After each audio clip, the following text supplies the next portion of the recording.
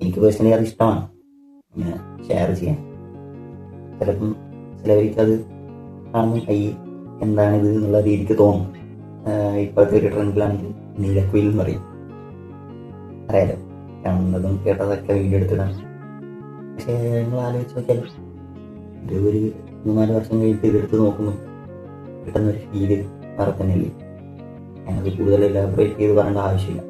നിങ്ങൾ തന്നെ നിങ്ങളുടെ ഫോണിലുള്ള 1 കൊല്ലം മുന്നെയോ 2 കൊല്ലം മുന്നേ ഉള്ള ഒരു ഫോട്ടോസ് പോയി നോക്കിയാലോ വീഡിയോസ് പോയി നോക്കിയാലോ ആ മെമ്മറീസ് വെച്ച് നിങ്ങൾക്ക് എന്തൊക്കെ ആലോചിച്ച് കിട്ടണം നിങ്ങളെ മൈൻഡിൽ ആ ടൈമിൽ.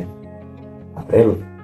എനിക്ക് പേഴ്സണലി ഞാൻ അങ്ങനെയൊക്കെ കുറേ ഹാപ്പിനെസ് കിട്ടിയിട്ടുണ്ട് പഴയ പല ഫോട്ടോസ് എടുത്ത് നോക്കിയിട്ട്.